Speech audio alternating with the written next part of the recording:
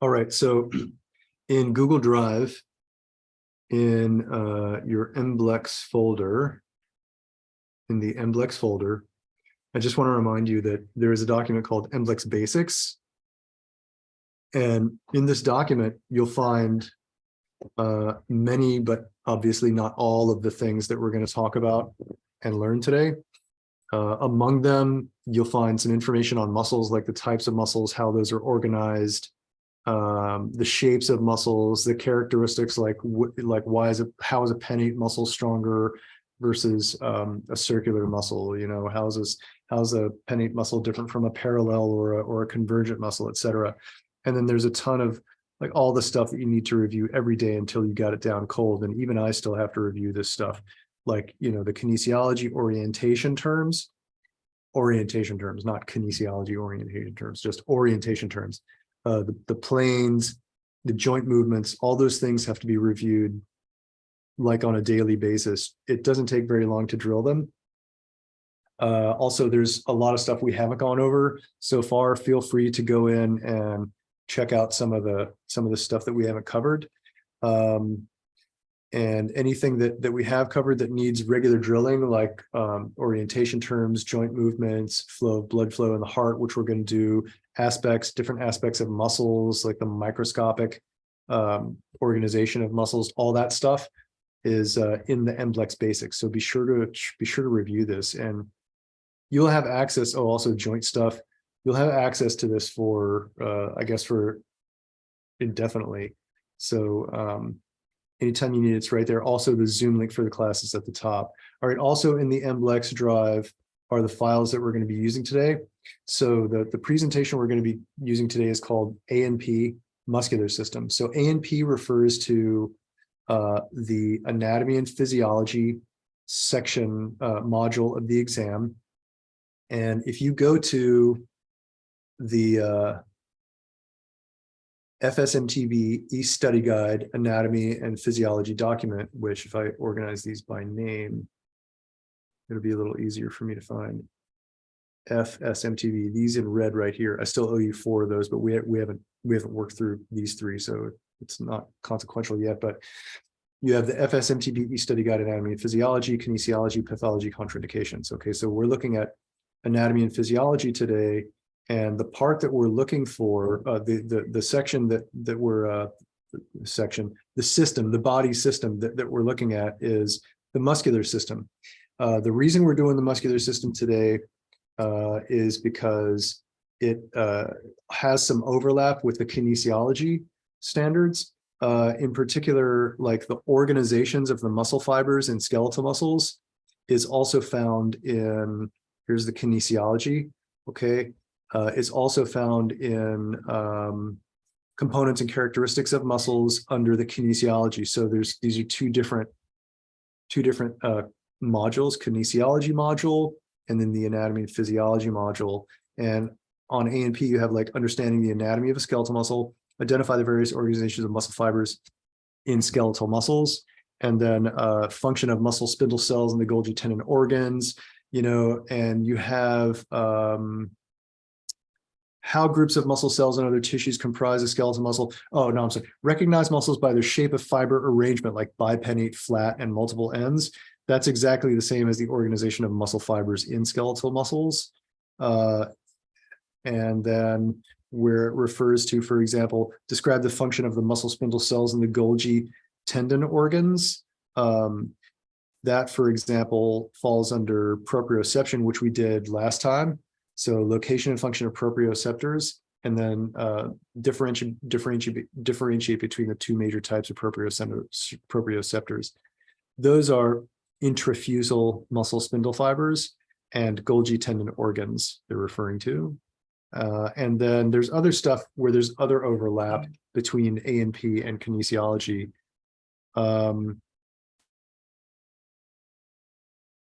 Such as identifying the location of the skeletal muscles. And that's part and parcel of what we're going to do today.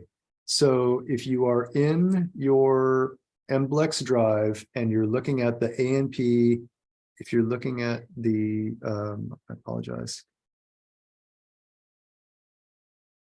if you're looking at A&P muscular system, you also might find some of that information overlapping or repeated in the kinesio-proprioception components characteristics of muscles. I'm messaging a colleague who's having a little trouble getting in.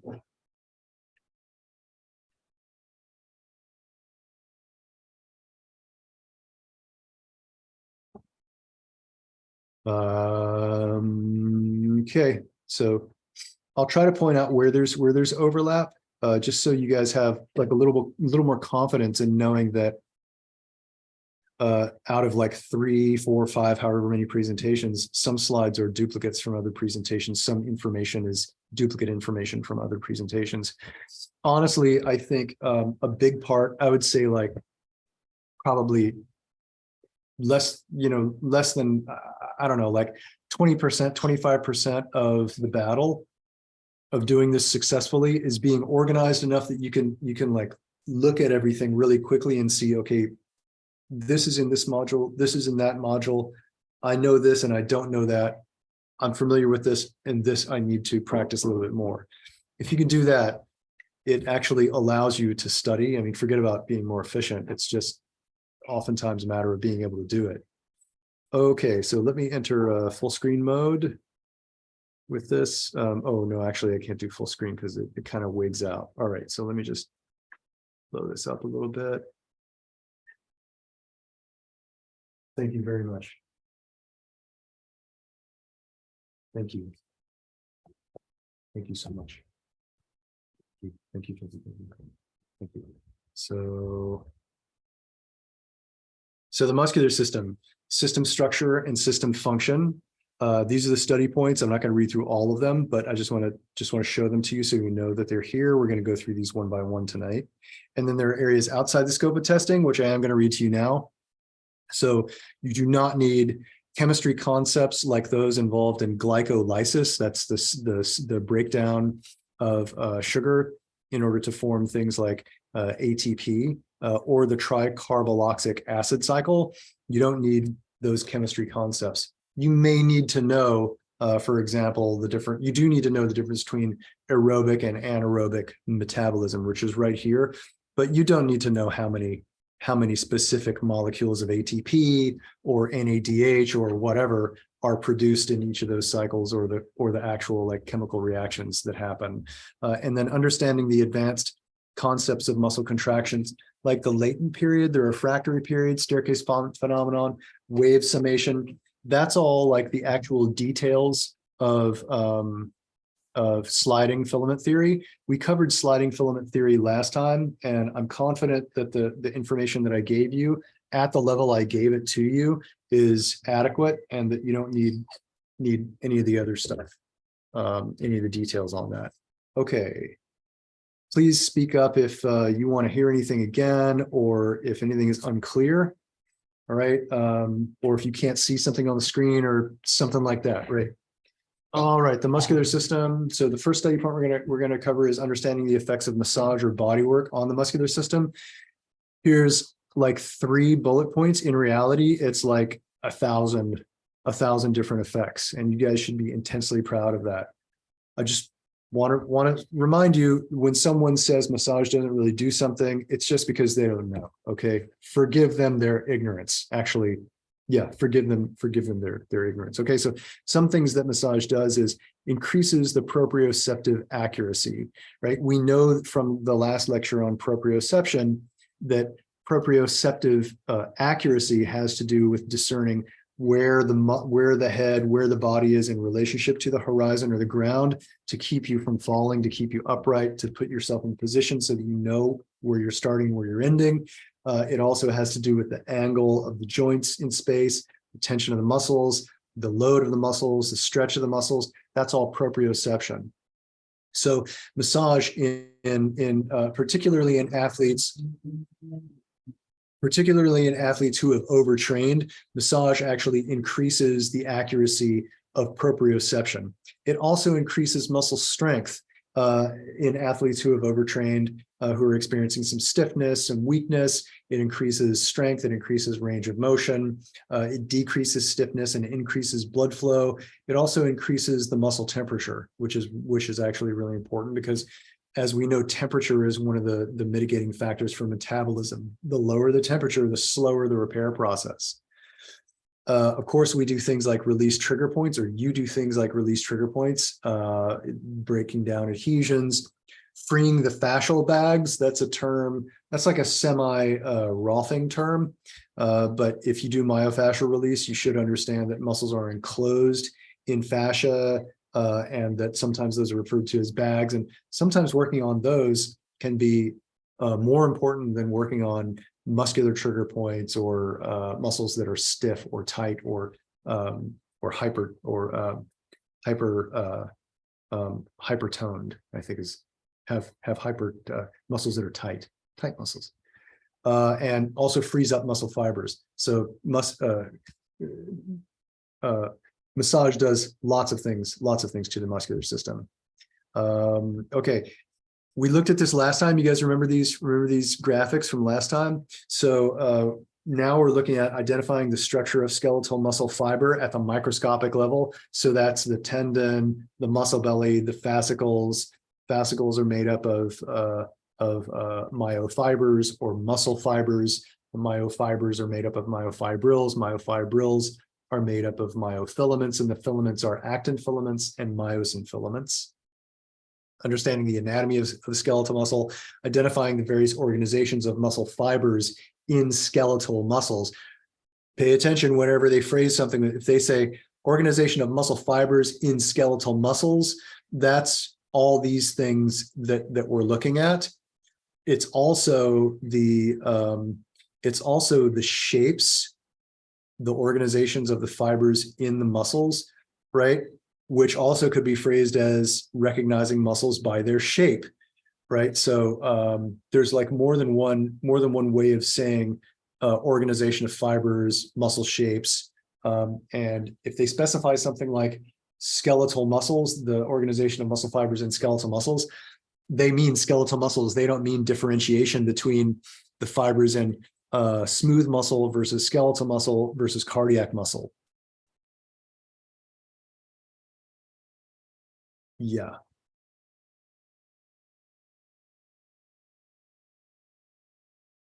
Okay. Next one is we're going to continue with this one, understanding the anatomy of a skeletal muscle, identifying the various organizations of muscle fibers in skeletal muscles, identifying the structure of muscle fibers at the microscopic level. So remember, it goes from the whole muscle, I just said this a minute ago, down to the fascicles. Bundles of fascicles are made of bundles of myofibers, also called muscle cells. Muscle cells are the myofibers. Those are the same. Myofibers are made of bundles of myofibrils, myofilaments, actin, and myosin. Got it? Good. Just kidding.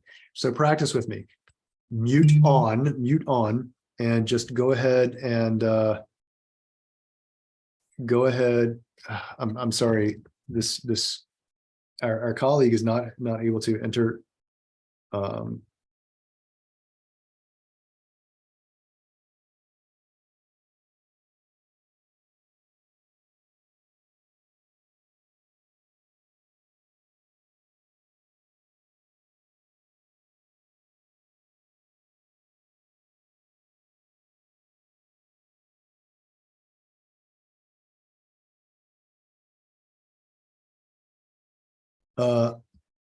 So repeat after me, please.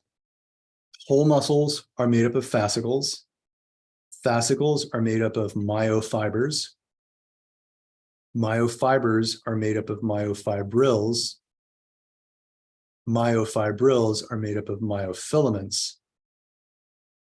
The types of myofilaments are actin and myosin, actin filaments and myosin filaments.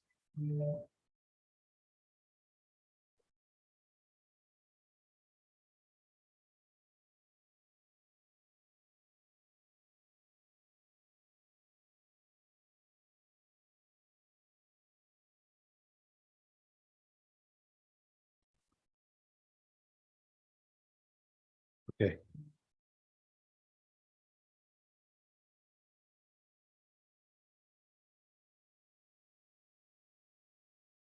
muscle to fascicles, fascicles to myofibers, myofibers to myofibrils, myofibrils to myofilaments, myofilaments to actin and myosin. Okay, next objective is describing the difference between skeletal, cardiac, and smooth muscle fibers. And this, I think, is from, this is from the same, this from A&P. Sorry if I seem like I'm nerding out here over the organization. I just, you'll thank me later, I hope.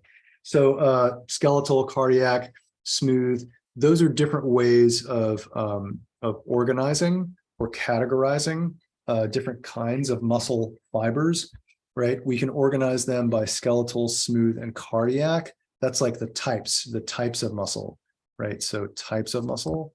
And then we can also organize them by the morphological classification. That's whether they're striated or non-striated, right? Or we can organize them by functional classification, which is voluntary or involuntary. If you click on this link here, it'll take you to Wikipedia and it'll show you these graphics and more. Actually, I have it open right here. So here are 3 different graphics of muscle fibers. Let's look at smooth muscle. So smooth muscle, notice that they have like these tapered ends and they fit together kind of like epithelial cells. They're like almost piled on top of each other in like kind of mostly well-organized rows. And they have, I think, like 1 nucleus per cell, which is not something that they're going to ask you on the MBLEx. But if you look at muscle fibers and it looks like there's 1 nucleus inside of this dark line inside of the border, then that's most likely a smooth muscle or an organ muscle type cell. Compare that to these fibers, which are striated or skeletal muscle. Skeletal muscle, striated muscle has multiple nuclei inside of 1 cell. The cell borders here are not being shown. I would imagine that this is 1 cell and this is 1 cell and this is 1 cell, and this like kind of blue area here represents the membrane between cells. Unmute and tell me if you remember the name of the membrane that wraps the myofibers or the muscle cells. And then down here, you have the cardiac muscle, and the cardiac muscle has, I don't know how many nuclei per cell, but it doesn't really matter because they're not going to ask you. And then again, you see different configurations of muscle tissue. So if you look here, there's like these stripes, these striations. So that's definitely skeletal muscle or striated muscle. And then down here, this looks, I would say, like there's no striations. So I would guess that this is smooth muscle. It's either smooth or cardiac. Down here, I would say that this is most likely cardiac muscle because there's much more space between the fibers, and that's how I'm used to seeing cardiac muscle as represented with more space between the fibers. You guys have any questions about smooth versus striated versus cardiac muscle? You said that this is more than likely not going to be on the test, but good to know, correct? They will ask you the difference between, you do have to know the types of muscles, the morphological classification, striated or smooth, and the functional, voluntary or involuntary. So you do have to know these three categories. You don't have to know the histology of these. So you wouldn't have to identify which one has more space between the cells, which one has multiple nuclei versus 1 nuclei. You wouldn't have to know that. Okay. Oh, and all this, right. So oh no, I was gonna say this other question is not in regards to this, but it just came to mind before I forget. For your other classes, are you kind of like in the same I guess range of where we're at, or are they ahead, or like starting? They're in different places. But it really doesn't matter because the information for the MBLEx is not cumulative. There's not a foundation that everything else is built on. You can start at any point. You will understand everything better if you do like the 12 body systems in A&P, and if you do the muscular stuff from kinesiology, if you do that first, you'll understand everything better. But you're fine to attend any of the other classes. They will help you. And there'll be some redundancy. So what were the two? What were the What's first that? two? What were the first two that you said that that I would understand it better? Kinesiology and what? Anatomy and physiology. So that's like specifically the muscular system, endocrine system, and skeletal system from anatomy and physiology. And then kinesiology, that's how the muscles and the bones fit together, muscles, bones, joints, and how they work together, right? Like concentric, eccentric, all that. That's all kinesiology stuff, right? So if you understand that stuff, other things will be easier for you to understand, but you don't have to start with that in order to go through any of the other classes and understand the information there and be able to remember it. Got it. Thank you. Most important thing for you guys is to keep stuff organized, right? So that you can, that means being able to look at a piece of information and know, okay, this is when it says muscular system structure and system function, we're talking about how muscle fibers are arranged at the microscopic level, and then how the fibers are arranged at a larger level into different classifications of muscles, what we're talking about now. And then we're also looking at the muscle shapes and how those different shapes, circular versus, versus pinnate versus parallel, how all those are different. And then you understand that that's like 1 out of 11 or 12 systems of anatomy and physiology, and that you see there's some overlap with kinesiology.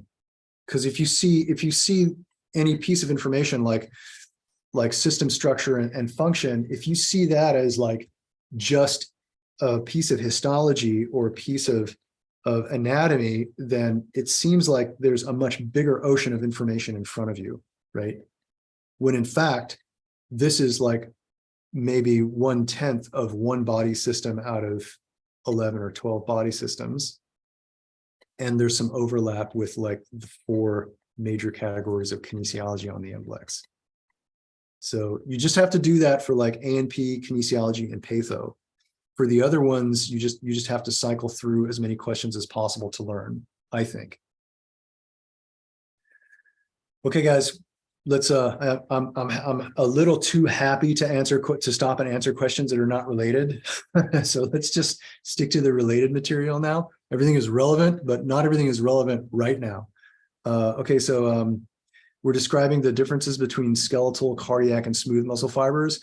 We just did skeletal as having striated configuration, and those are voluntary fibers. We have voluntary control over whether they contract or relax. Cardiac muscle, those are also striated. Those are involuntary. If you look at cardiac muscle, you'll see that there is somewhat of a striation there. And then smooth muscle are non-striated, and those are involuntary. We don't have control over cardiac muscle or smooth muscle. You find smooth muscle in like, the liver, gallbladder, digestive system, any around the sense organs. And then, so those are the types, right? So now the morphological classification system are striated versus smooth, striated or non-striated. So type is skeletal, cardiac, and smooth. Skeletal, cardiac, and smooth. Morphological is striated or smooth. And then functional would be voluntary or involuntary. So if you learn type, you're also learning morphological or functional, but it's important that you keep the 3 categories separate, because the way that they phrase the questions may confuse you. For example, if they say, what type of muscle is striated and involuntary? You would need to know, okay, I'm not supposed to think striated versus smooth or voluntary versus involuntary. I have to zoom out and think of like the cardiac or the skeletal or the organs or the smooth muscles. Like which one is that? That's the cardiac, that's striated and involuntary. By the way, the wrapping of the muscle cell, the cell wall that wraps the myofiber or muscle fiber is called the sarcolemma. Remember that sarco and myo are interchangeable. Sarco and myo are interchangeable. Okay, understanding the anatomy of a skeletal muscle, identifying the various organizations of muscle fibers in skeletal muscles. So every skeletal muscle has a belly, an origin and an insertion, and a tendon, also sometimes spelled O-N, sometimes spelled I-N.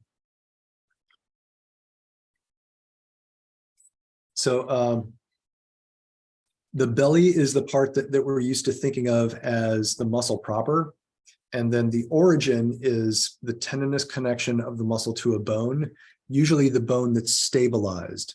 So like in the example of the biceps brachii muscle, the origin would be up here at the, I'm about to embarrass myself, origin would be up here at both the humerus and the coracoid process of the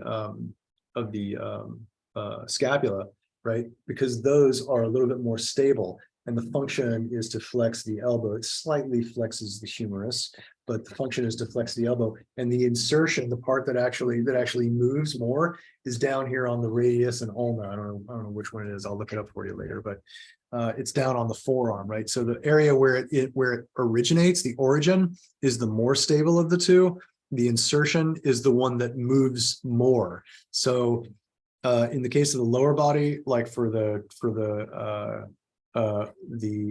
rectus femoris muscle, that's like the big one in the center of the quads, right? It attaches to the hip flexor and then it attaches down to the knee.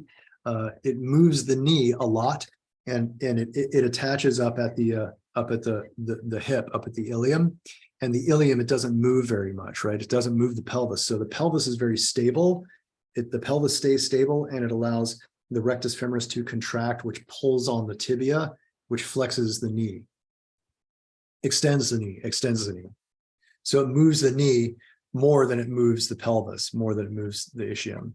So maybe we should do just like a couple more of these. Okay, so let's look at the triceps brachii. By the way, when you see triceps brachii, or you see biceps brachii, understand that brachii refers to the humerus. I still haven't learned why that is. And there's a ton to learn, but that's like honestly something I should have learned a long time ago, but here I am, you're stuck with me. So we have the biceps brachii. No. We just looked at those. Oh, what the heck? It'll be good for you. So we have the biceps brachii, which attaches at the more stable end. The origin is the more stable end. It attaches to the coracoid process of the scapula. This is part of the scapula, and it also attaches to the head of the humerus, right? So these aspects are not going to move so much, right? The coracoid process, so-called long head of the biceps brachii, you can see that it has the potential to move the arm bone, to move the shoulder in flexion, right? It can actually flex the humerus. It can flex the shoulder joint because it attaches to the shoulder blade. And the shoulder blade is really stable when flexing the shoulder joint, and the humerus is the one that's moving, right? But in general, we say that the biceps brachii inserts at the head of the humerus and or the coracoid process or the scapula. We say it inserts there. No, we say it originates there. See, you got to practice regularly. It originates at the proximal end, at the head of the humerus and at the coracoid, and that it inserts down on the, I believe on the ulna. And the ulna is the one, part of the elbow joint. The ulna is the one that has the most movement compared to this joint up here, right? The ulna is the one that's moving the most. So it inserts at the ulna. It originates at the proximal end of the shoulder. Inserts at the ulna down here. Inserts at the ulna, or maybe it inserts on the radius. There's actually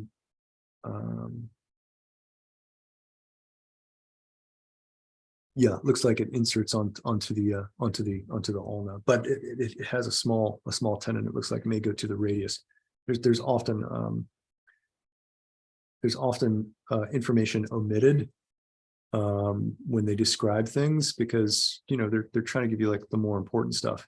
Okay, here we see another aspect of the biceps brachii, right? We were looking at the right one, now we're looking at the left one. Here's the coracoid process of the scapula with like the pectoralis and all the other stuff removed. So we're just seeing the front, the anterior portion of the scapula. Here's the scapular spine in the back. This is the coracoid process. This is the acromion. This is the glenoid fossa in here. This is the head of the humerus. No, we don't need that. All right, and where's my tricep? Where is the tricep brachii? So if you look at the tricep brachii, so okay, let me get one of you guys to participate in this. Can somebody volunteer? Somebody who feels like really, really unclear about origin and insertion? If not, I will choose someone.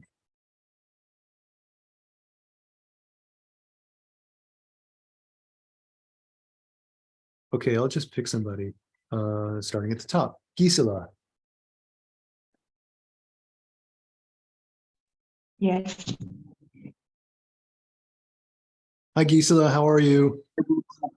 Good. Good. So we're talking about origin and insertion. So tell me, which attaches to the more stable bone or moves bones the less? Is it the origin of the muscle or the insertion of the muscle? Origin. That's correct. And that must mean that the insertion is what? The more movable joint or the less movable joint? The more. The more movable, that's right. So we have the triceps brachii attaching to what looks like the scapula and to part of the humeral head, right? Would you say that the scapula and the humeral head compared to the ulna, would you say the scapula and the humeral head are more stable or more movable? Ooh,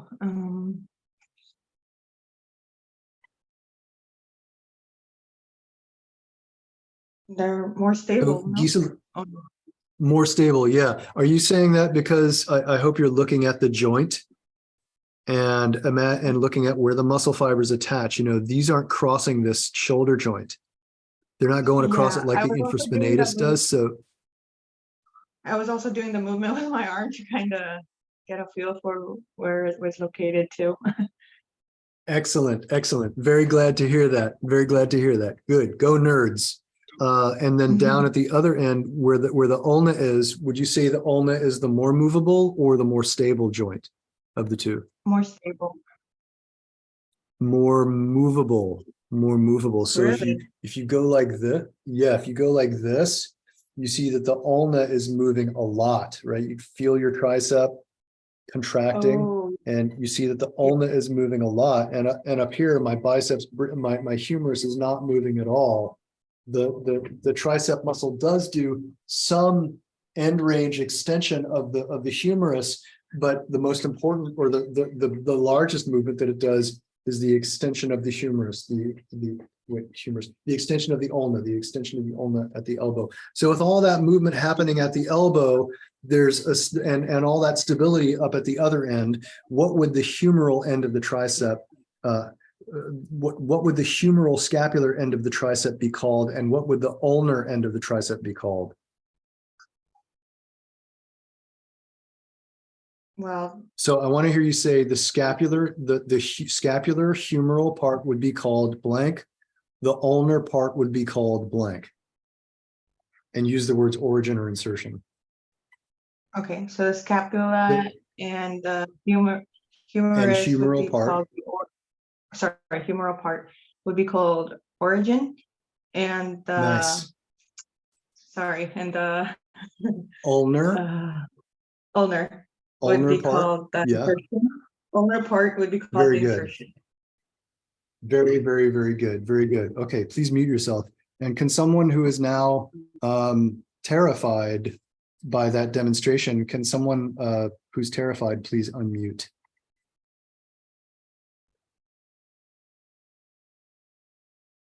No one is terrified. I don't believe it. Okay, Jennifer. I was just gonna go ahead and unmute. Because you are terrified? Well, Yes, you I missed your am. chance. You gotta be faster. You gotta be faster on the draw. All right. Jennifer, Mhm. if we look at, this is Jennifer. I see. Okay. If we look at the gluteus maximus muscle, let me zoom out a little bit. If we look at the gluteus maximus muscle, we see fibrous attachments along the crest of the ilium and what looks like the sacrum. Yep, crest of the ilium and the sacrum. Let's just call this the pelvis, okay? Let's call this whole thing the pelvis. Okay. And we also see attachments down here at the femur, Now we know that the femur rotates in and out, and we know it flexes forward and extends back. So Mhm. looking at these in your mind, which do you think is the more stable and which is the more movable of the two? Mm, Is the pelvis the more stable, or is the femur the more stable? Is the pelvis the more movable, or is the femur the more movable? I guess the femur is more movable. Yes, very good. And does it make sense to you that the pelvis would not be moving that much with the contraction of the glute max, therefore more stable? Yeah, that part makes sense because it's right here. I'm pointing. Yes, yes. Yeah. Excellent, excellent. So what would this more stable part where the glute max attaches to the pelvis, what would that be called? The origin or the insertion? The origin. Right. And then therefore the portion where it attaches to the femur would be called The what is it? The insertion. there's yes, correct. The insertion. Okay, thank you very much. Okay, mute yourself. Thank you. And yes, thank you very much. Khalik. Yes, sir. Hello, Khalik. So we are looking at, let's see, I think that might be a little bit, I think the pec might be a little bit too obvious for old Khalik. Yeah, let's do this serratus anterior. Okay, so when looking at the serratus, now this is like, usually they show it to you in this way. It's completely abstract, right? You have like the collarbone, you can barely make it out. You have like the collarbone and the scapula, and there's like no arm attached to it. You don't have any context for anything really. You know, it's the front and the back. It looks very strange. If we can get like an arm in there, oh, I'm sorry. If we can get like an arm in there, like this is pretty good, like this one. Right, he's got his arm elevated or his arm flexed, which is stretching out the lat and revealing the serratus anterior fibers, right?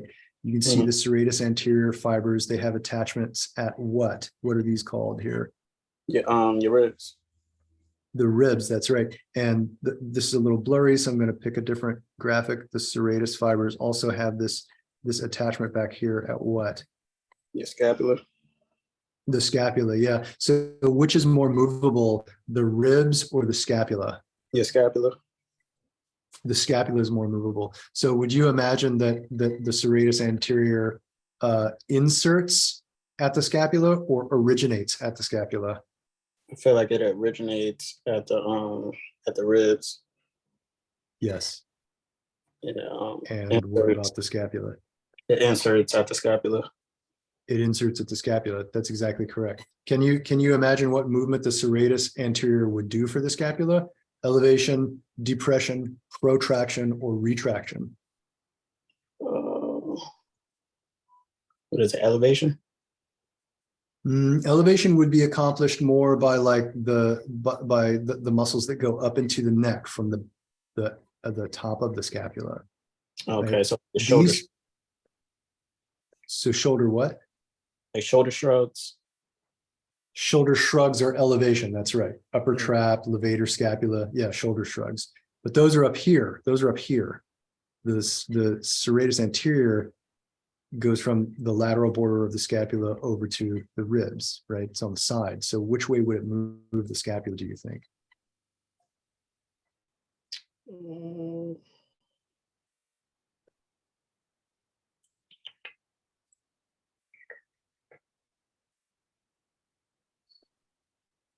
it would open the scapula, it would protract the scapula. And protractus forward. Okay. Protractus forward, yeah, a rounded back with the scapula coming forward, sliding forward. Can you see how these fibers would do that, pulling the scapula forward like that? Yeah, Mhm. yeah. Okay, let's move on. So every muscle has an insertion and an origin, a belly, and then a tendon or a tendon. So we're gonna have to drill the origins, insertions, along with the agonist antagonist pair and all that. Okay, so now let's look at bipennate, flat, multiple, parallel, convergent. Let's look at all those. So just so you know, I have this information right here is also on the second slide, blown up, right? So under components and characteristics of muscles, this is the study point to recognize muscles by their shape or fiber arrangement. E.g. meaning example given. I just learned that a couple of years ago, means bipennate, flat or multiple ends. And for over here. Over here we have parallel muscles, which are similar to fusiform muscles. So fusiform muscles, I think of those as like parallel muscles with like a slight bend at one end and maybe double tendons, like the biceps brachii is fusiform, for example. Parallel muscle fibers are muscles like the gracilis or the sartorius muscle, the rectus abdominis muscle in the front, a lot of the like iliocostalis longissimus muscles, like the spinal erectors in the back, a lot of those are parallel muscle fibers. And sometimes muscle fibers that start out as parallel, they come together at the end, and those are called convergent muscle fibers. Examples of convergent muscle fibers include the pectoralis major muscle. They also include the anterior and I believe the posterior delt. The middle deltoid is multipennate. On the MBLEx, if they ask you like what kind of fiber arrangement is the deltoid, the answer is multipennate, right? But in reality, it's not purely multipennate throughout the entire muscle. Okay, so convergent starts with a kind of a wide origin and then inserts in like a narrow place. There's another muscle which is convergent. We just looked at, Jennifer named the origin and insertion. Which muscle is also convergent that we just looked at, other than the pectoralis major? It's the one that originates on the sacrum and the ilium and attaches to the femur. Which one is that? The gluteus max. The gluteus maximus, correct. Circular muscles are just as they're described, the orbicularis oris. Orbicularis means orbit, right? And then oris means oral, like mouth. So the round muscle around the mouth. There's also the orbicularis oculi. Oculi means eyes, right? So the round muscle around the eyes. I think the sphincter is actually a type of orbicularis muscle, the rectal sphincter. And then there are some sphincters at the top and the bottom, the opening and the closing of the stomach. And I think those actually may be orbicularis type muscles too, but they're not going to ask you those. They're going to want to know if you can recognize that the orbicularis oris, orbicularis oculi, the ones in the face, are circular muscles versus some other shape. And then you have pennate fibers. So pennate fibers include unipennate, bipennate, and multipennate. And pennate means feather-shaped. Feathers are beautiful. I love feathers. And pennate fibers, let's see, okay. So all the pennate fibers, I was going to talk about strength and endurance, but we'll talk about that in a minute. So unipennate fibers are found in the tibialis anterior muscle. And then bipennate fibers, those are found, for example, in the biceps, in the rectus femoris muscle. Biceps femoris is in the back, and that, I believe, is a fusiform muscle. The rectus femoris muscle, which is the large one in the middle of the quads, is a bipennate muscle. And then a multipennate muscle, an example of a multipennate muscle is the deltoid muscle.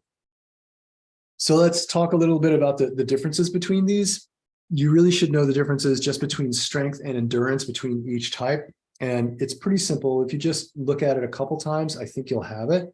So parallel or fusiform muscle fibers, so the sartorius muscle, which is here, it originates at the ischium and then attaches on the medial aspect of the tibia. So it crosses the knee and it helps to bend and rotate the knee. And then the fusiform, for example, are the biceps brachii and the biceps femoris. So these parallel or fusiform fibers, as their name implies, their fibers run parallel to each other. These muscles contract over a great distance and usually have good endurance, but are not very strong. Wrap your head around that the biceps brachii muscle is actually not very strong. Consider that. So good endurance, but not very strong. Examples are the sartorius and the rectus abdominis muscle. Not very strong, but good endurance. Not very strong, but good endurance. Convergent muscles. So muscle fibers converge on the insertion. So for the pectoralis major, the insertion would be the arm or the humerus, and the origin would be along the clavicle, the sternum, and I think some of the ribs. They're very strong. Doesn't say anything about the endurance, but these are very strong muscles. Oh, look at this. Examples include the deltoideus muscle. So deltoideus, deltoideus, hey, which one is that? Is it the multipennate? Yeah, okay. So pennate, now many fibers per unit area. So these types of muscles are strong, but they don't have good endurance. So parallel or fusiform have great endurance, but they're not very strong. Convergent are very strong. Pennate muscles have great endurance. No, pennate muscles don't have great endurance, but they're very strong. And there are three types of pennate muscles. There's the unipennate, the bipennate, and the multipennate. Circular muscles. Circular muscles surround an opening to act like a sphincter. As I mentioned before, examples are the orbicularis oris and the orbicularis oculi. Are there any questions about the shapes of skeletal muscles?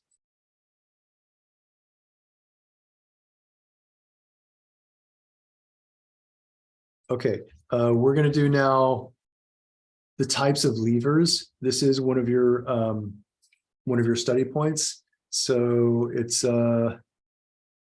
understand the basic types of levers and identify examples of each in the body. Levers, man. Okay, so what you need to know for levers, there's a little typo here. What you need to know for levers is that there are three classes. It's not first, second, third class. It's class 1, class 2, class 3. Class 3 are the most common. Class 3 are the most common. Class 1 is the second most common. So there's a few of those. And class 2, there's really only one. It's just the gastrocnemius muscle in relation to its movement on the big toe. So class 3 is most of them. Class 1 is only a few. And then class 2 is only the gastroc with its action on the big toe. So class 3, to use the biceps as an example, they're using the biceps as an example. And with class 3, you have the fulcrum. Okay, I'm sorry. With each class, you have a fulcrum, right? Which is a joint that moves.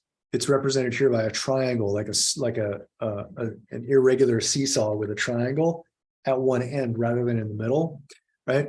And then you have a load. So the load here is the hand or a weight that's in the hand or some sort of resistance in the hand, right? So you have the fulcrum at one end and the load at the other end. And in the middle, you have the muscle, which is also called the effort. The contraction is the effort of the muscle. So it's fulcrum, effort, and load, or fulcrum, muscle, and load, right? So the biceps is between the fulcrum and the load. And they may ask you that. They're like, what class of lever has the muscle between the fulcrum and the load? And the answer out of multiple choice would be something like the biceps muscle. Okay, when you look at Oh, also the how can I say this? Excuse me. Okay, don't get confused by the angle, right? So here, the biceps brachii, it's still a class 3 lever. The muscle is still in front of the lever, still in front of the fulcrum, still in front of the joint. It's joint, muscle, and load, joint, muscle, and load, right? But if you look at this other drawing, the angle is slightly different. It's a 90-degree angle with the arm by the side. In the second drawing, the arm is elevated a little bit, like at 45 degrees, and the arm is a little bit more open. So they may look different, but the arrangement of the fulcrum, the muscle, and the load are still exactly the same in any position. And that is one confusing thing about, shoulders and elbows, etc., is that if we change how we set them up, sometimes we think all of a sudden that the mechanics are different, but they're not. So you have the joint, and then the muscle, and then the load for class 3. The triceps has the muscle, and then the joint, and then the load. So biceps is joint, muscle, load. Triceps is muscle, then joint, then load. So if you have the muscle first, and then the joint, and then the load, that is class 1.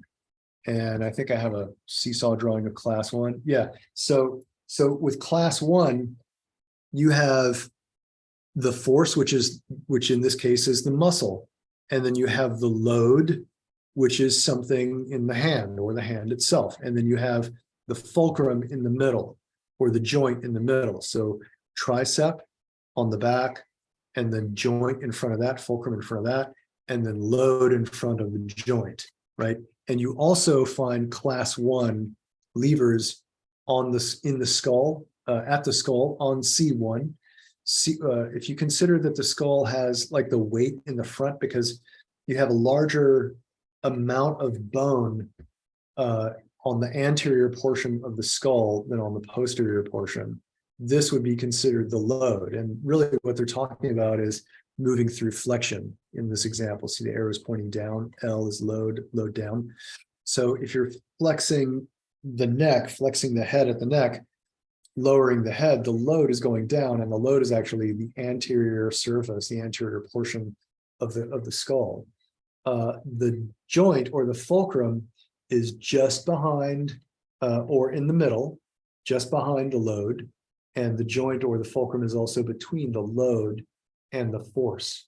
The muscle is the force. So with the skull on C1, you're looking at the muscles in the back, which are the extensors, right? So it's muscle, and then fulcrum, and then load. With the tricep, it's the same. It's the muscle, and then the fulcrum in front of that, and then the load in the front of that. And also with class 1, you have also your low back and your hip hinge. This is like your classic deadlift. So they'll just say the back, right? In fact, the back surface is like, this whole thing, right? Including the thoracic area. However, what they're referring to are the erector spinae muscles, and the erector spinae stabilize the lower back, and they allow for extension of the low back. So as you're lowering this load down, flexing at the pivot point of the hip, flexing at the fulcrum of the hip, the erector spinae muscle are working eccentrically in order to allow flexion to happen. And that puts the force in the back with the fulcrum in the hip, and then the load in the front. Yeah, class 1 is muscle, followed by fulcrum, followed by load. And then class 3, this is the least common. This is really only the gastroc as it elevates the foot, takes the heel up off the ground. So when you elevate the heel up off the ground, what happens is the ball of the foot maintains contact with the ground, and the toe maintains contact with the ground. And this joint here between the ball of the foot and the big toe, it's called the metatarsophalangeal joint. This joint is actually the fulcrum. This joint is actually like the hinge, right? This is where the movement is happening. So you have the muscle in the back, and then you have the joint in the front. Where's the force? Where's the load? I'm sorry, where's the weight? Where's the load? If you look at the drawing over here, you have the fulcrum in the metatarsal phalangeal joint. You have the effort or the muscle in the gastroc, and then you have the load between them. The load comes down through the bones, through the tibia. And actually, as you start to elevate, the center of gravity, I think that's what it is, starts to drift outward away from the leg a little bit. So actually the load ends up going down through like the midfoot, like through the tarsal bones. Class 2 is the muscle in the back, the load in front of the muscle, and then the fulcrum in the front, or muscle in the back, fulcrum in the front, load between them. Class 1 is the load in the front, the fulcrum in between, and the muscle in the back, or the load on one end, the muscle on the other end, and the joint in between them. And then class 3 is the joint on one end, the load on the other, and the muscle in between them, or joint and then muscle and then load.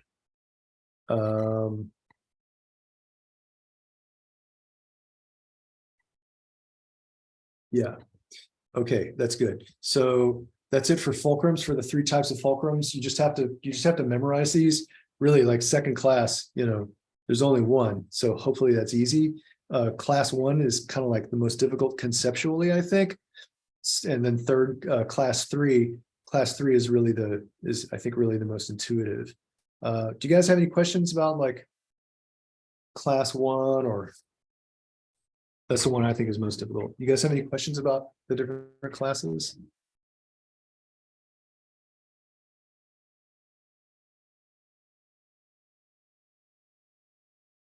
Okay, so I think that we should take a break.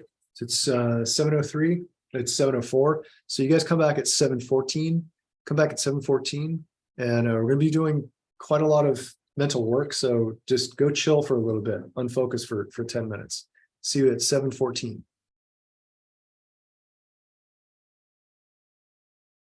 Recording. Okay. So we finished with the with fulcrum. Come on. There we go. So that's for the muscular system tonight. That's the muscular system from anatomy and physiology. And this last one, identify the location of skeletal muscles. Oh, we didn't do aerobic and anaerobic metabolism. Do I have that? Aerobic. I'm sorry to. So this is in proprioception. Which is this one? This is the one we did last week. Yeah. Oh, okay. This is a fine place to pick up. It's just a little it's a little out of order. I should put it. Move it to this other presentation. Okay. So we went through all these study points, and except for the function of muscle spindle cells and Golgi tendon organs. And those are those we covered last time in proprioception, right? And now we're going to talk about the difference between aerobic and anaerobic metabolism. And then we're going to work on identifying the location of skeletal muscles. And we're going to get into some of the kinesiology requirements, which are identifying agonist, antagonist, eccentric, concentric, prime mover, synergist, right? And we need quite a lot of work with those. So we're going to do that. Down. And all right, so the difference between aerobic and anaerobic metabolism. So understand that really what metabolism means is both anabolism. Anabolism means building up structures, repairing things like any kind of physical structure in the body. Anabolism, and also catabolism. And catabolism from catabolic means breaking down, right? So catabolic reactions break things down, and that's how the body gets stuff out of the way and repairs stuff in order to clean it up and repair it. And then it comes in, and the anabolic portion of metabolism does the repair, does the building up. But on the MBLEx, when they talk about metabolism, what they're talking about, for the most part, is the breakdown of sugar in order to release energy. They're talking about the breakdown of sugar in order to release energy. So aerobic metabolism is the breakdown of sugar when the body has oxygen, or when the body like has enough oxygen. Like when you're walking or jogging and you can get enough oxygen into your blood, the breakdown of sugar in the presence of oxygen in your cells, that's aerobic metabolism. And that leads to a certain number of ATP molecules, adenosine triphosphate molecules, which are energy. I recommend that you just memorize it as ATP. ATP is the energy of the cell. It's the gasoline of the cell, right? And then anaerobic means when you're running or when you're sprinting, and you cannot get enough oxygen into your blood. The breakdown of sugar without oxygen is anaerobic.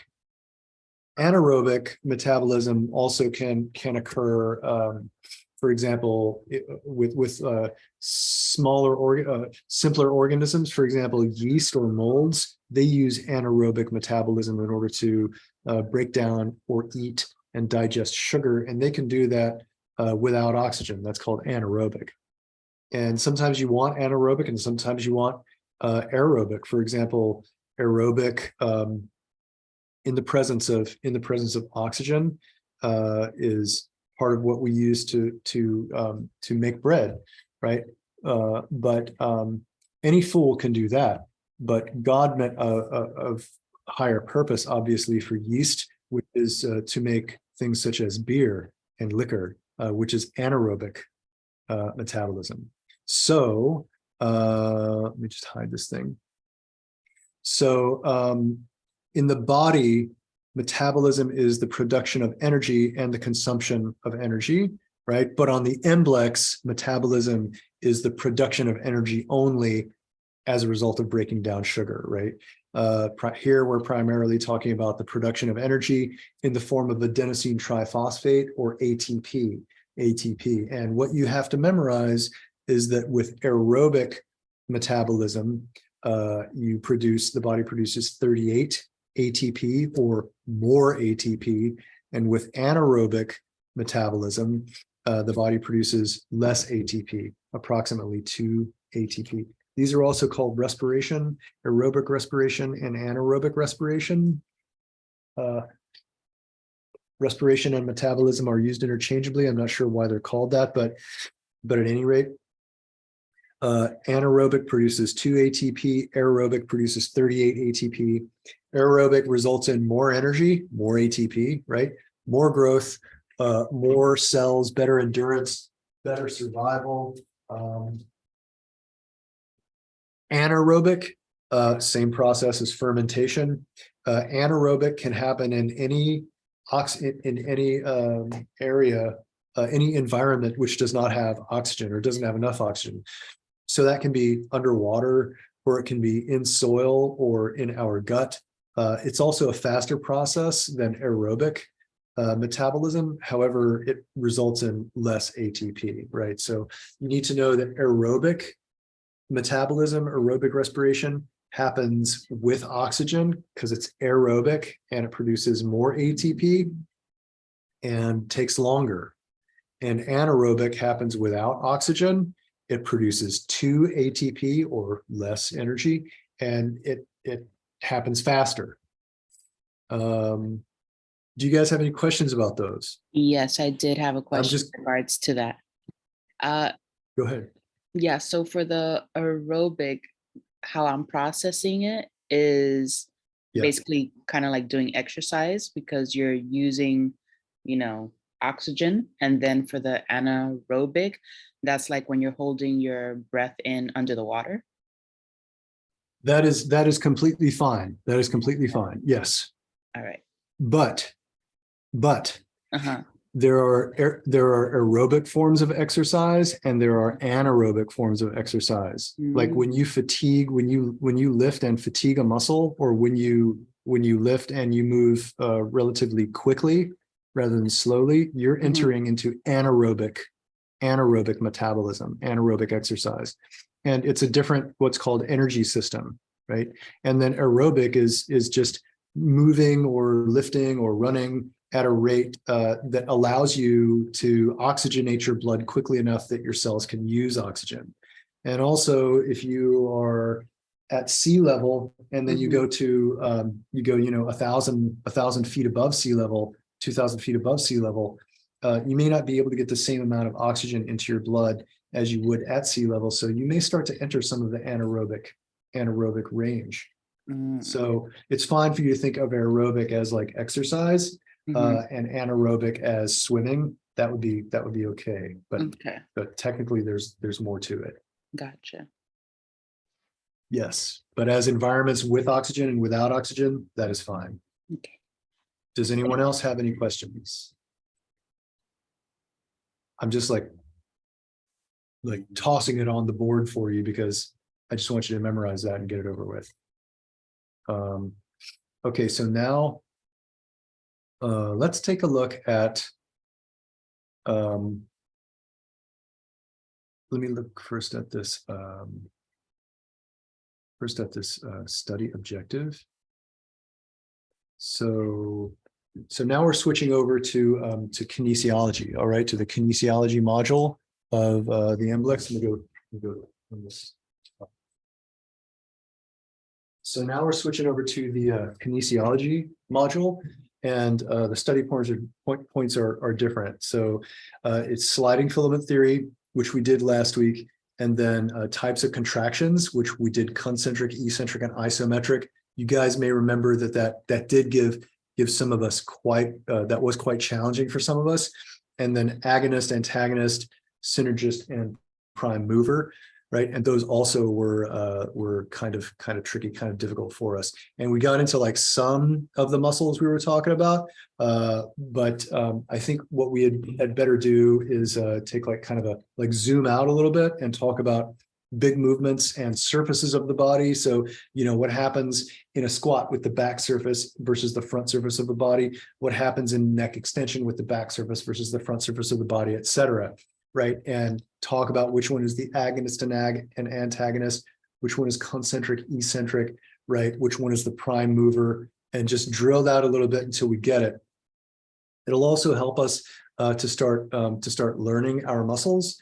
And there's a lot of muscles to learn, a whole lot of muscles to learn. So we're gonna start by going over the muscles of the back surface, and then we're gonna start doing the movements, because in my opinion, these are the most complicated. So the muscles of the back, this is in your kinesio. This is proprioception, components, and characteristics of muscles. And one of the learning objectives is identify the locations of skeletal muscles in the back and the neck. And if you look at the back, especially the back and the neck, you have a superficial muscle layer, and then you have an intermediate muscle layer, and then you have a deep muscle layer. Where's my deep muscle layer? Oh, I'm sorry, I don't have deep muscle layer. Let me just gonna have to teach that to you from the internet. Yeah. So the deep muscles are, the deep layer are the transversospinalis, which is the semispinalis multifidus rotores, and then levatorus costarum interspinalis, and they're not going to ask you those, the intertransversari. No way, they're not going to ask you those. Deep layer, so semispinalis multifidus and rotores. Good, doable, not very difficult. So let's start with the shallow muscles. So the shallow ones again, like most of the slides, there are, like most of my presentations, if you see something underlined, there's probably a link attached to it. So you can go to the source if you want to. So the shallow layer have the splenius muscles, splenius capitis, splenius cervicis. Now, I seriously doubt that they're going to want you to know the difference between the splenius capitis muscle and the splenius cervicis muscle, but they might. And if they do, boo hiss on them. But if they ask you, remember, capitis means capo, cap like a baseball cap, capo like the captain of a team, and they attach to the skull, the head, the cap, right? And then there's cervicis, splenius cervicis. Cervicis attaches to the cervical vertebrae, right? So the splenius means thin. It's like a thin or flat muscle. Splenius cervicis attaches to the cervical vertebrae. Splenius capitis attaches to the base of the skull, attaches to the cap of the body. And you don't really need to know like too much about how they move the body, but if you look at them, they're on the back portion of the body, right? They're on the back surface of the body. So obviously they extend the neck, they bring the head back, right? And they're also on the left and the right sides of the body, which means that if you contract just one of them, they probably will either move the head into side flexion or maybe rotate the head toward the same side. When you hear rotates it towards the same side, that means the left splenius capitis, the left splenius cervicis rotates the head towards the left, for example, right? So when you hear superficial muscle layers, that's the splenius capitis and the splenius cervicis. Okay, now we have, also in the superficial muscle layer, and not pictured here, are the lower the trapezius muscle, and then I believe the levator scapula muscle, and we will look at those right now. Levator and trapezius. Levator and trapezius, yes. So the levator muscle and the trapezius, you can tell that those are really very shallow, but they're not considered the muscles of the back. They're on the back surface. But when we think of the back, we're really talking about the muscles that originate or attach along the spine and have their action on the vertebrae, at the vertebrae. They flex and extend the vertebrae, they rotate the vertebrae, they side flex or side bend the vertebral column.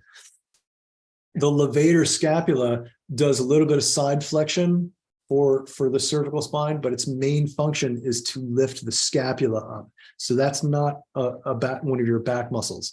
And then the trapezius muscle is like on top of all of that.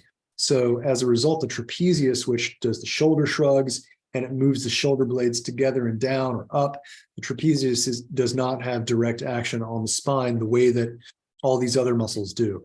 So don't get confused about like, one of the practice questions that I've seen on the MBLEx was of the four muscles, which one is intermediate? Is it the trapezius? Is it the rhomboids? Is it the serratus anterior? And one other. And the answer is that it's the rhomboids, because the rhomboids are underneath the trapezius muscle, right? So that's an intermediate muscle layer, but it's not considered one of the superficial, intermediate, or deep layers of the back. It's just of that area. You could call it the thoracoscapular area or the neck, scapula, and mid-back, but it's not. Hopefully you guys understand that. The most challenging thing about learning about what we do, and I really hope you guys continue to be curious and to look in books and to look on KenHub and YouTube, and I hope you guys continue to do that throughout your career, because it keeps what we do interesting and fun, and it helps us to be more effective. And it's gratifying to be effective, to see pain and range of motion and inflammation and temperament or mood, to see all those things change like a little bit or over time as a result of the work that we do is very gratifying. So I hope you continue to investigate and learn. And remember, as you do that, that part of the challenge for us is that there's multiple ways of organizing things. Just like there's multiple ways of seeing muscle tissue, there's also multiple ways of seeing all the muscles on the back surface of the body. It's challenging. Okay, so the superficial muscles of the back and the neck are the splenius muscles. You can just remember the splenius muscles. Plural is spleni, S-P-L-E-N-I-I, spleni. Splenius capitis attaches at the cap. Splenius cervicis attaches at the cervical spine. Okay, and then the erector spinae muscle, which are the long muscles of the back, also sometimes called the SEG, the spinal erector group, SEG, spinal erector group. The erector spinae muscles, they include the iliocostalis, the longissimus, and the semispinalis. Wait, are those separate muscles? Am I telling you correctly? Hold on just a second. Erector spinae are, yeah, the iliocostalis, the longissimus muscles, and the spinalis muscles. So when you see something like this, iliocostalis, longissimus, spinalis, you're like instantly, you should be getting a little bit angry, right? Because how are you going to remember that? Well, if we do word breakdown, first of all, word breakdown, iliocostalis. If you do the word breakdown of the iliocostalis, you find that this is not a very efficient word breakdown. So ilio means ilium, refers to ilium, right? Ilio refers to ilium. And then cost or costa or costals refers to ribs, basically. It can refer to refers to the bones of the ribs, but not the cartilage of the ribs. But anyway, so the iliocostalis muscle, for example, is the one that goes from the ilium, the pelvis has two parts, the ilium on the top and the ischium on the bottom, goes from the ilium all the way up onto the rib cage, attaches to all 12 ribs, right? Iliocostalis. And then, you know, again, you have cervicis, thoracis, and lumborum. So the iliocostalis lumborum attaches mostly to the lumbar vertebrae. The iliocostalis thoracis attaches to the thoracic area. The iliocostalis cervicis extends up into the cervical vertebrae, right? There's no ribs in the cervical or in the lumbar spine, but there are in the thoracic. So that's why they give it its name, iliocostalis. Then you have the longissimus. Longissimus is just named because it's the longest. It's the longest one. And again, you have the capitis, you have the cervicis, and the thoracis, right? So you have longissimus capitis, longissimus, which attaches to the head, longissimus cervicis, which attaches to the cervical spine, longissimus thoracis, which attaches to the thoracic spine, right? So for the iliocostalis, you have cervicis, thoracis, lumborum.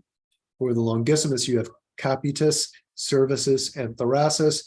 For the spinalis, you have capitis, cervicis, and thoracis, right? So you remember thoracis means thoracic, cervicis means cervical, capitis means cap or head, lumborum means lumbar.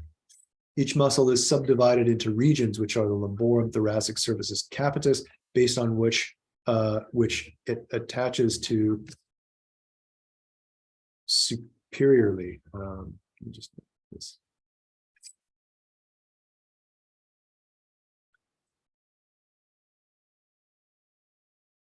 Wow, listen to the bachata out there.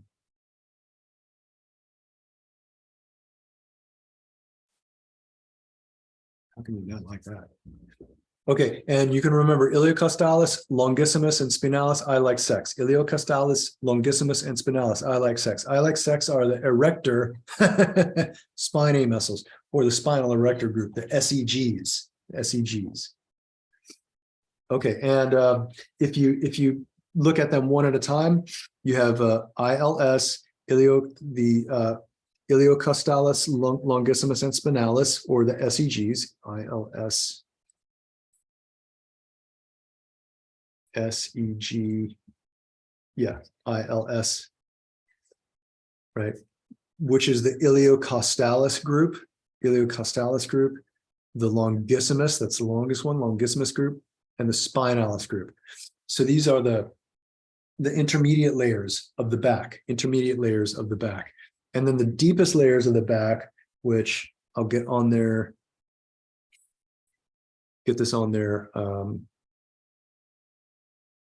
very soon, are, I thought I opened this and then like highlighted it somewhere.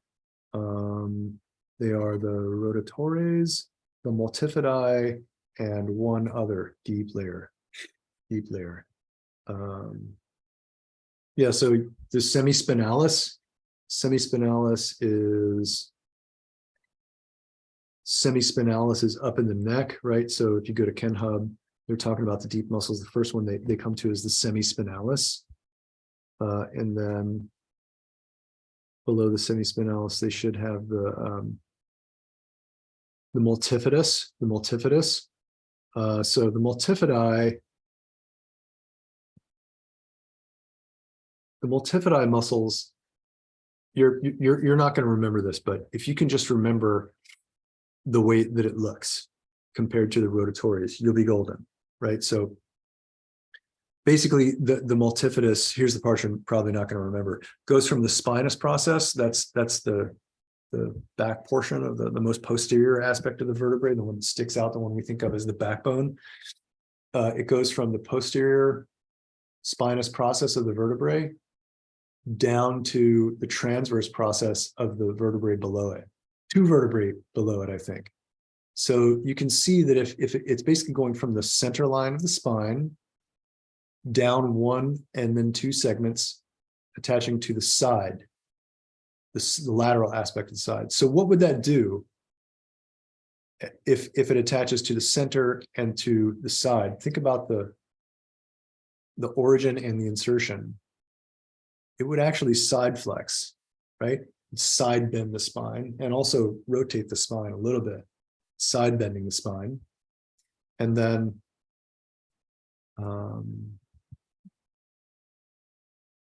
it also extends the spine. So its main function is to extend the spine. No, wait. Oops.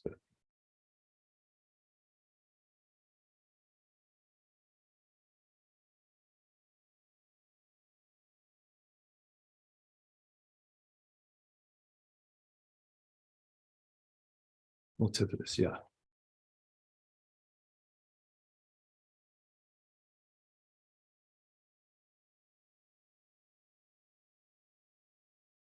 Main function is to stabilize the vertebrae during movements of the spine. Bilateral contraction. So if you contract all of them at the same time on the left and the right, it extends the vertebral column. If you contract just one side, that causes lateral flexion, so side flexion, and contralateral rotation. So if you contract the ones on the right, you side flex to the right, but if you turn toward the left. So the left shoulder comes forward as you contract the multifidi on the right. So you'll see like intermediate level athletes working the multifidi and the rotatores sometimes. That's to make their back stronger, like to give it super stability, right? And one way of doing that is by carrying a weight in one hand in a waiter's carry like this, or you can carry a weight down at your side in a suitcase carry, right? Or one-arm farmer's carry, or farmer's carry is actually two hands. Anyway, suitcase type carry, or they'll put one weight on a barbell on one end and less weight on the other, or no weight on the other, and they'll hold the barbell and they'll squat. And the reason that they do it that way, that they walk around or squat with a lot of weight on one side of the body, is because it forces them to resist the side flexion, the side bending, right? So you're working the multifidi on the other side. And then the rotatores, they look different from the, let's see, what am I looking at here? Thoracis, rotatores, brevis and longus. Are the multifidi listed here? No. The reason that you don't see the multifidi and the rotatores together is because the rotatores cover up the multifidi. You can't see the rotatores if you if you have the multifidi. So the rotatories, they're similar to the multifidi, but you can see that they're shorter and they're similar in that they attach close to the midline of the spine, and then they go out to the lateral aspect of the vertebrae below it, but they're not as long, and they're just their angle also looks a little wider, right? So these are the short rotatories. There's short ones and long ones. Do they list the long ones? Maybe they have them here. Rotatories brevis and longi. So, oh, okay, all right, fine.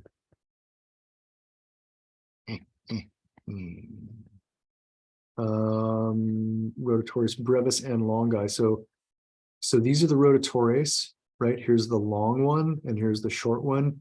And just remember, if you can remember that the rotatories, they're shorter. They're shorter than the multifidi. I think you'll be golden.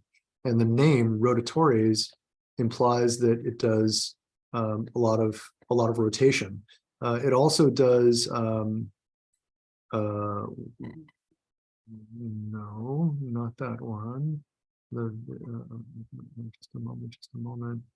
Multifidi function of main function is to stabilize the spine for the multifidus.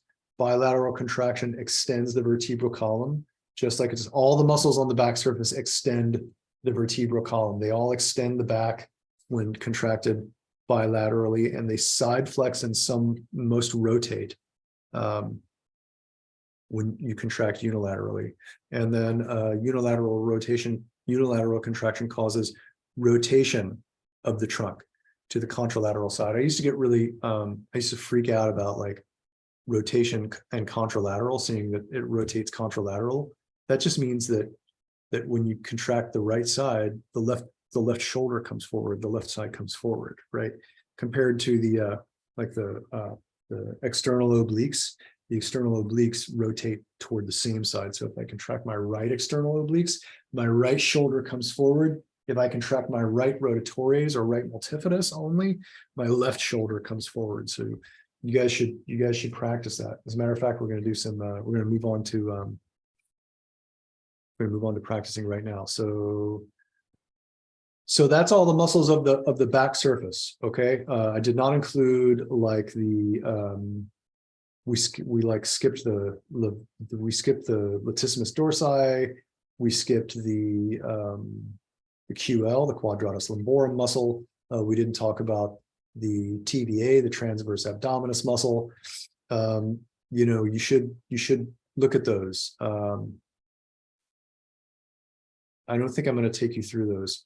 If you were to simply go to YouTube, and I should make a video for that.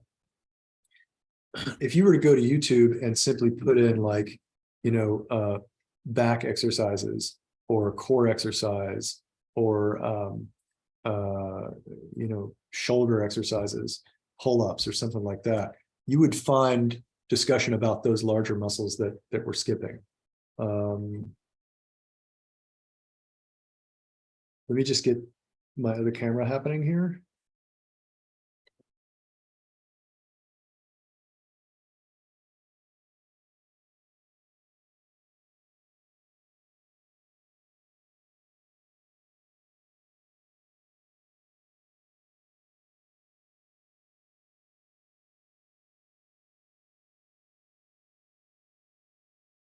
Okay.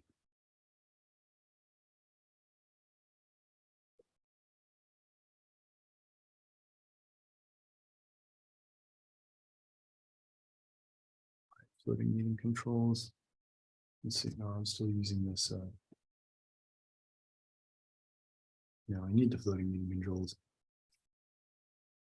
Still using the FaceTime camera.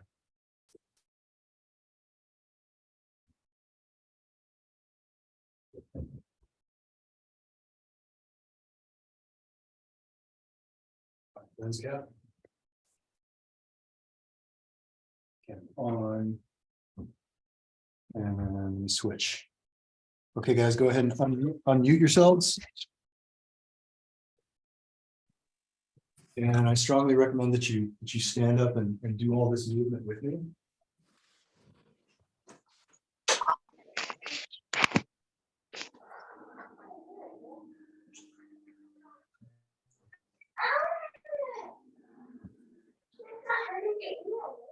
Oh, yes, the sounds of home. I know them well. Okay. So check out my fancy Patagonia shorts.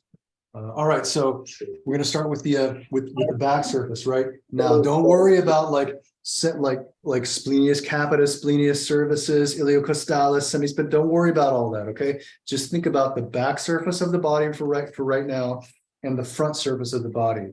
Okay, so you zoom out a little bit, and then you can zoom back in and like break down all the specific muscles later if you want or need to. Okay, so guys, you have the muscles on the back of the neck and the muscles on the front of the neck. What are they called? What are they called broadly? They're called the extensors on the back and the flexors on the front. And you probably know why, because one extends and one flexes. So let's go over that a little bit. So if I'm lifting my chin up to the ceiling, or if I'm looking up or bringing my head back, which one is the prime mover, the extensor or the flexor? The extensor. The extensor, that's right. And which one is the agonist, the extensor or the flexor? The extensor. That's correct. So then which one is the antagonist, the flexor or the extensor? The flexor. That's right. Okay, everybody call it out so everybody can practice, right? And everybody should be kind of looking up. Okay, now let's do it a little bit more.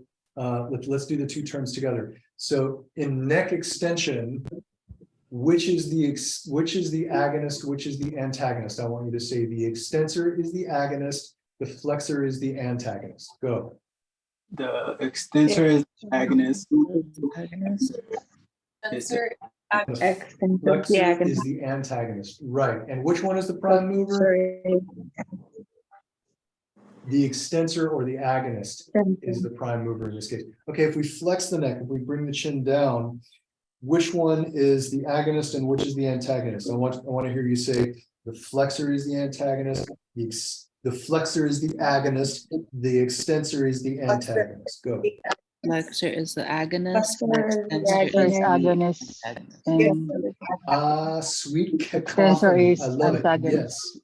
Yes. Very good. Extensor is the antagonist. And also, which one is the prime mover, the flexor or the extensor? Flexor. The flexor. The flexor. That is correct. That's correct. Okay. Let's look at shoulder move. No, let's continue with the spine. So now we're going to look at the thoracic spine. We're going to look at extension of the thoracic spine, which is this way, and flexion of the thoracic spine, which is this way. So you have, let's just call them the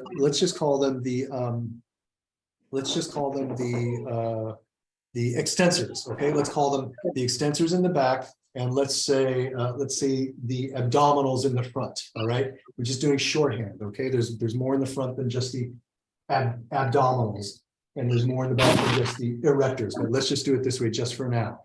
All right, so if you're doing extension of the thoracic spine and the lumbar spine, which one is the antagonist? Which one is the agonist? The extensor is the antagonist. No, if you're doing extension of the spine, which one is the agonist? The abdominals or the extensors? Abdominal. No.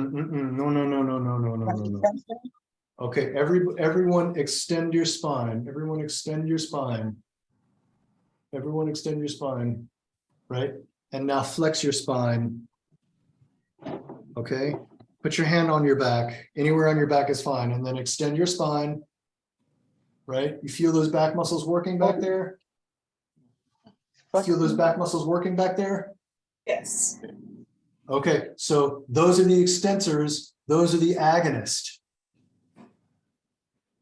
All right, and now put your hand on your abdomen and then flex your spine. You feel the abdominal muscles working? Yes. Okay, so the abdominal muscles are the agonist in flexion. The erectors are the agonist in extension. Okay, so one more time. So if you extend the spine, which one is the agonist? The extensors or the abdominals?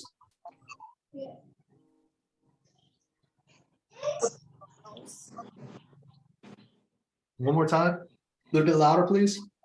Abdominals? Okay. Okay. What am I missing here? Okay. When you extend the spine, are you mainly using the extensors to extend or the abdominals to extend the spine?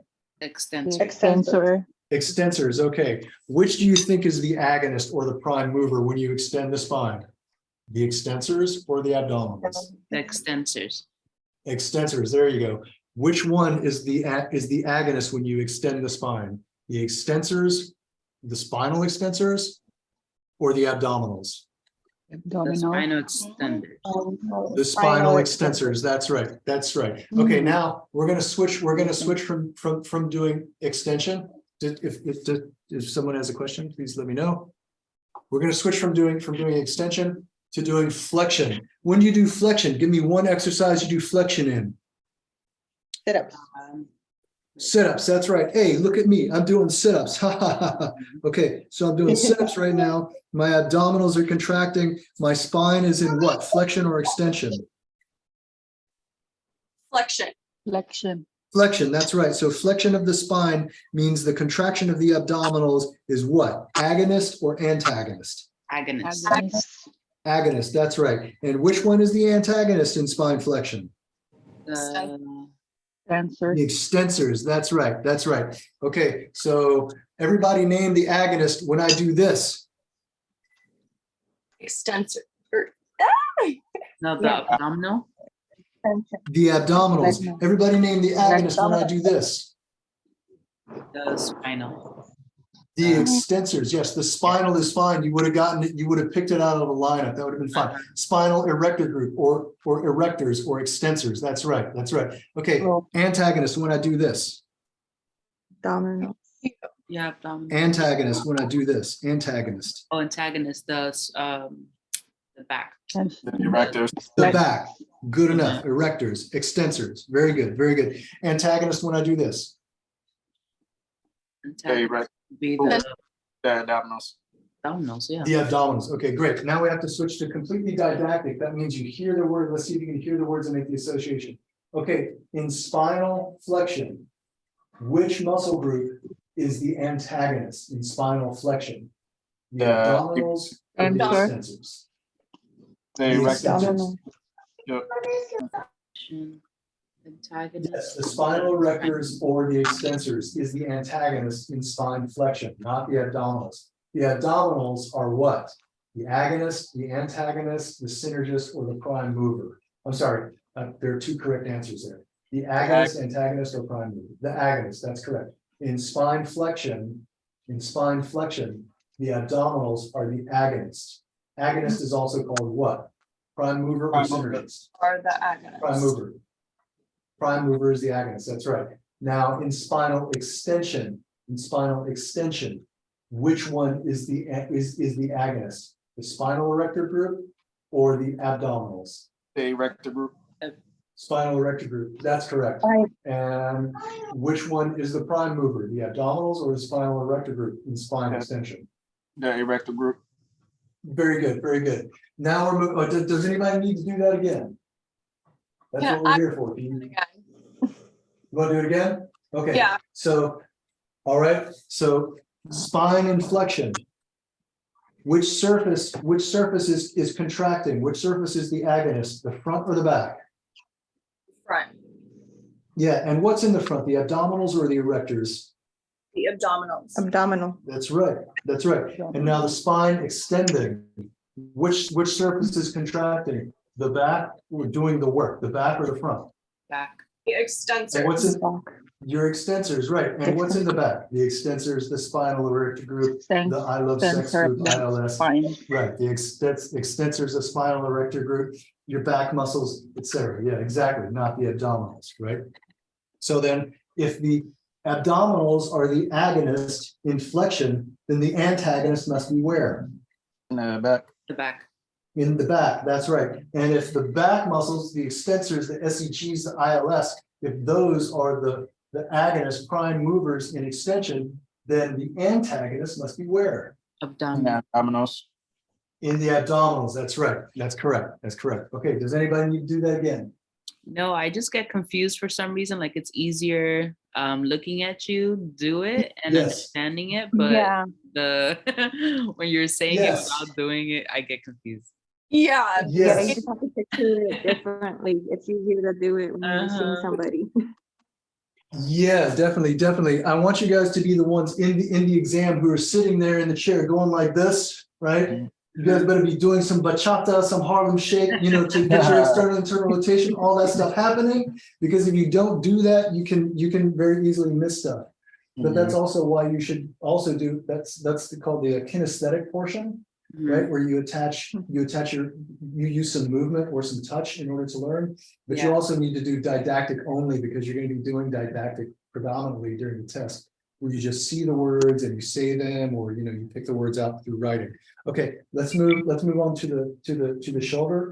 Let's do shoulder blades and chest, and then we'll do we're almost out of time. I'm sorry, guys. We are out of time. Okay, one more. All right, so let's take rhomboids and mid-trap. Rhomboids and mid-trap. They retract the scapula, right? They retract the scapula. So are they the agonist or the antagonist in scapular retraction? That is Antagonist. Agonist. Agonist. They are Antagonist the and the agonist. trap. They are the Agonist. Sit- Oh, They are the agonist. The agonist, and then the pec muscles, the pectoralis muscles. No, I'm sorry. The serratus anterior muscle protracts the spine. The serratus anterior protracts the spine. So is the serratus anterior the agonist or the antagonist in scapular protraction? The antagonist. I don't know why you guys are switching that. You guys better be going like this, okay? Protract and retract, protract and retract. So protraction, shoulder blades apart. The serratus anterior is what? The agonist or antagonist? agonist. Yes. Okay. No, not antagonist. One more time. Open your shoulder blades. Serratus anterior is opening the shoulder blades. Is it the agonist or antagonist? Agonist. But why- Agonist. So That's why I'm confused. where you can, why or where? It's like, so if it's the I thought it's like the opposite. So it would be the Tell me what you mean by opposite. I just thought it would be antagonist. I thought you were, never mind. I'm sorry. I'm really confused. Okay, well, let's get you clear. Okay, go like this with your shoulder blades. Okay. All right. It's your serratus anterior muscle, which is protracting your shoulder blade. The serratus anterior muscle does protraction. So if it's doing protraction, the serratus anterior, what muscle is what role is that functioning as? Antagonist or agonist? Agonist. To the agonist. There you go. Thank you very much. What you're doing is you're pairing in your brain. You're pairing the word agonist to the one that does the movement, That's and then now, One that contracts. and that's So- the prime mover. Okay. Yes, and then shoulder blade retraction. To the I'm sorry. What is your name? Jessica. Jessica, I'm sorry, I don't have the names listed. So Jessica, shoulder blade retraction. What two muscles do shoulder blade retraction that we mentioned earlier? The pectoral muscles. No, those are on this side. Scapula. Retraction goes this way. So it's the rhomboids and the middle trapezius muscle. oh boy. Rhomboids and middle trap, Jessica. So in scapular retraction, are the rhomboids and middle trap the agonist or the antagonist? That's gonna be the agonist. Very good, very good. And I think this is an excellent place to end for tonight. Good. So you guys please be going serratus anterior, rhomboids, serratus anterior, middle trap, upper trap, lower trap, upper trap, lower trap, right? Infraspinatus, subscapularis, infraspinatus, subscapularis, all that. All right, spinal erector, abdominals, spinal erector group. Okay, don't worry about splenius cervicis, splenius capitis, and all that, and deep flexors. You don't have to worry about that. Just go like front, back, flexor, extensor, abdominal, erectors, right? Because if you don't learn the big, the larger groups, it just makes learning the smaller stuff so much more unlikely.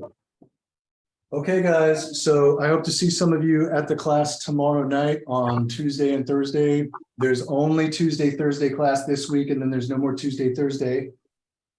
And I hope to see some of you guys on Saturday and Sunday. Again, coming to these other classes are supplements for you, like to repeat the information that you're getting here.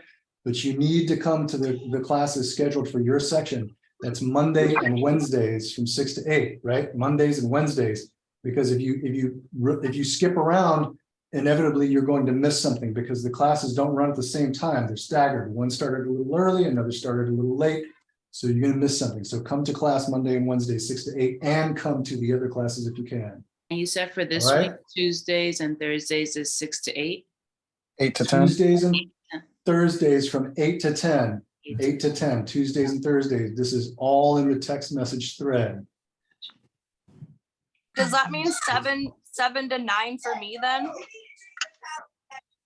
I'm not doing the math for you. You got to do that on your own. You're an adult. You got to do that on Okay. your own. I'm doing enough work to get you guys into the class and tell you when to show up. Okay, thank Yeah. you. He's giving All us right, so I'll see extra. Extra Yes. classes too. practice. Yes, extra pain. Everybody loves pain. Pain's a good teacher. Okay, all right. I'll see you guys later. Have a great Bye. night. Thank you. All right, Okay, bye. bye-bye.